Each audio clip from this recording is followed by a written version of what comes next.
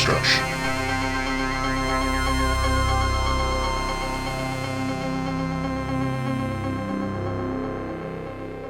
What's up, everybody? It's the HorrorDeconstruction. You'll find us on Instagram, Facebook, Twitter, and YouTube. Give us a like, share, and subscribe. Hit that bell icon. Hit that thumbs up icon.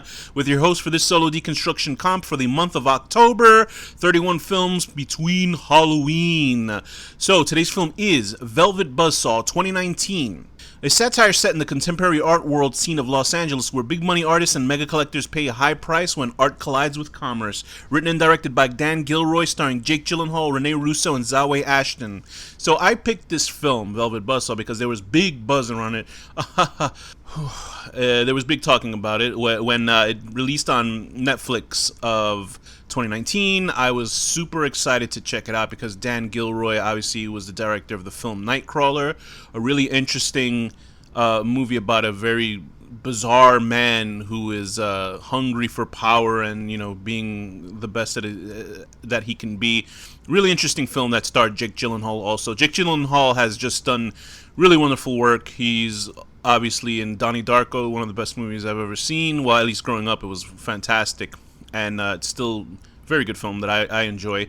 Roman J. Israel is another film that Dan Gilroy did, which was a really good character piece starring Denzel Washington.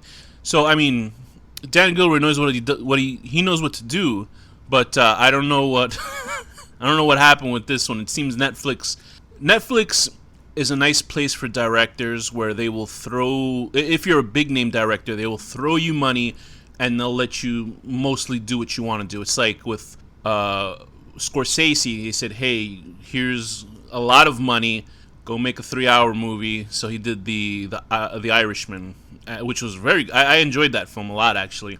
So it shows you when they give the auteurs the money that they want, they can make whatever they want. But then there's also films like Apostle where I was like, what the hell is this? But this falls under the category of like, oof, like he was trying to do something and it didn't come out the way I guess it came out the way he wanted, because I'm sure he had a lot of control over it, but it was not good for the masses. It was good for him, but I don't think it was good for the masses. And I'm not saying that film companies should meddle with their directors, but it seems like there's a reason why some films aren't made commercially viable. And I guess this is an alright film for Netflix if it wants to be some sort of weird oddity.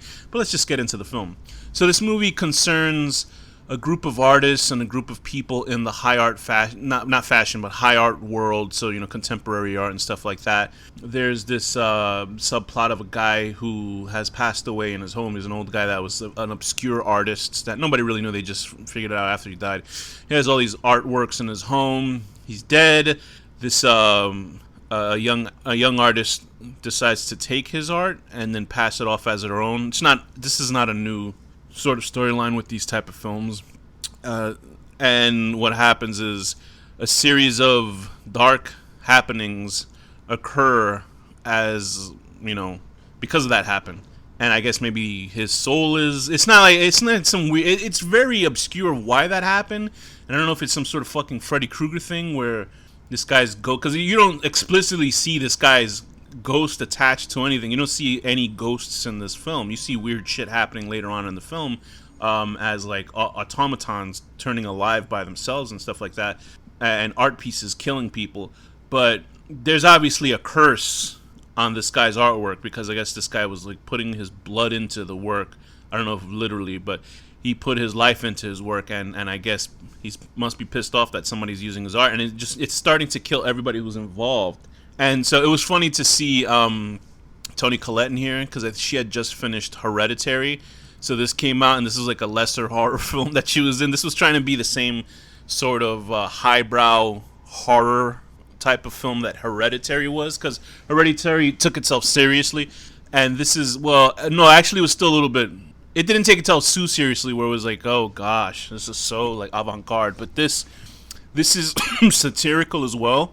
But I don't know, it just did not work. And Jake Gyllenhaal, of course, is fucking great. He plays this guy named Morph Vanderwalt, which I was confused because of, he plays it very fey, similar to the way his character is in a very good Netflix film called Okja, which is like a weird serious but child's film at the same time, and he plays this sort of eccentric animal television show host and stuff like that. And here he does that. He has like this sort of weird cadence, and it's sort of almost a like a satirical bent on what you think of a character's sexuality is based on. But he's having a relationship with Josefina, so he comes off as one way, but then he's having this relationship with this woman, so you don't know if that means what his sexuality is bisexual, just because of the way he's playing the character in this sort of very stereotypical way.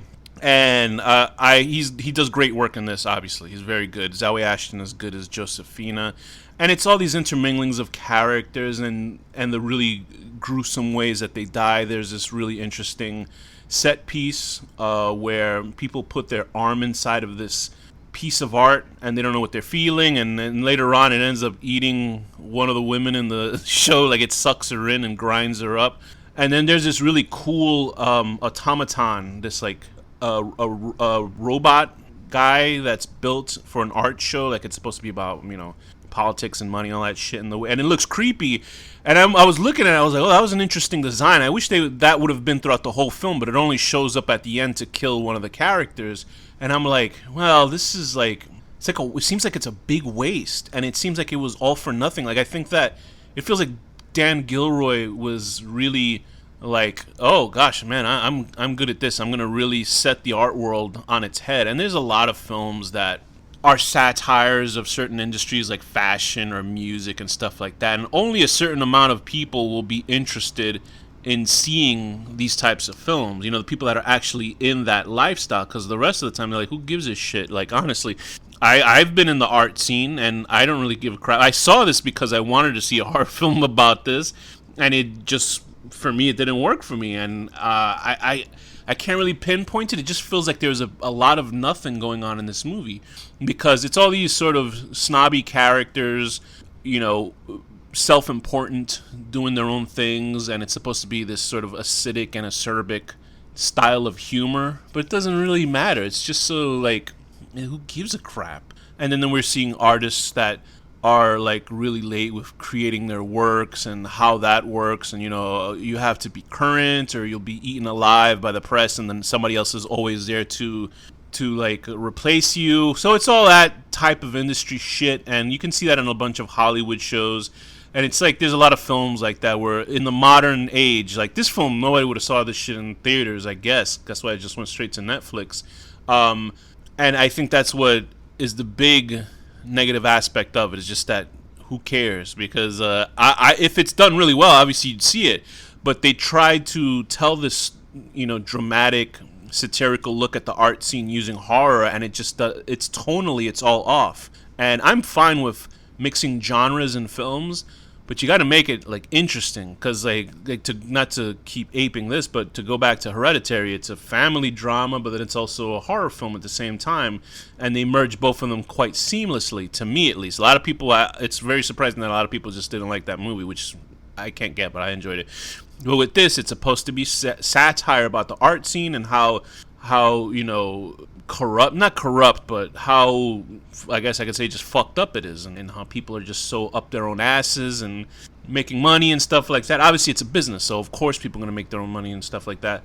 And then trying to merge a horror film, but they're so diametrically opposed, it makes no sense. You can make a supernatural art horror movie, but I haven't seen one that's good yet. There's just doesn't make any sense. Like, any of the art scene horror movies that I've seen, they're not very good, or they don't match them well together. Like, Bliss was a vampire horror film that wasn't very good, but it looked good, and it was about an artist who's trying to create works, and it's one of those things where, like, oh god, I'm going so crazy because of these drugs, and now I'm gonna draw evil shit. And it's just like, okay, whatever. There's a lot of movies like that just don't make any sense. Sound of Violence, even worse than that, and this doesn't fare any better.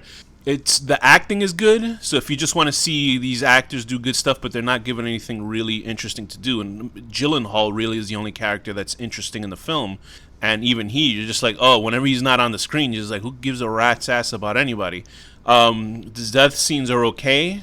I wish they were done a lot better, and for the fact that the last part with the last kill that's on screen it happens off screen. You just see it like it looks like something's gonna happen, and then it just cuts up. And I'm like, why would you use what could possibly the coolest, set piece, and then they just cut it off, and then the person's dead in the next shot, and just like, oh, this is stupid. So I mean, just to list off the actors in the films, like obviously Jake Gyllenhaal, Rene Russo, Toni Collette, Zawe Ashton, Tom Sturridge, Natalia Dyer, Daveed Diggs. John Malkovich is in it, so that was, I think, John Malkovich's part. He's like hardly in the film. He's probably like he's like a bookend character, and I enjoyed his part because he's this artist who I think is in a creative funk, and he comes back and it's like a bookend. His is nice because that seems like to be part of a real movie. That doesn't seem to be part of this. That seems to be part of some other like soul searching artist movie, which if that movie was 2 hours, you'd probably be like, oh, who gives a rat's ass? But in here, it works fine because it's short and it just gets to the point. But the rest of it, who gives a rat's ass? So I would give this movie a 4. I remember just being really disappointed watching it, and so that having come off of Nightcrawler, which was an interesting character drama thriller type of movie, and then seeing this and just like, oh boy, like you can see why some directors are just like, nah, we're not gonna make this movie. So I would give this a 4 out of 10. It's a 4 because Gyllenhaal's very good in it, and it's worth it just to see Gyllenhaal's character in the movie. So a 4 out of 10, putting your arm in some amorphous shape, getting sawed, because I guess that's the velvet buzzsaw in the film. And with that, this has been the Horror Deconstruction.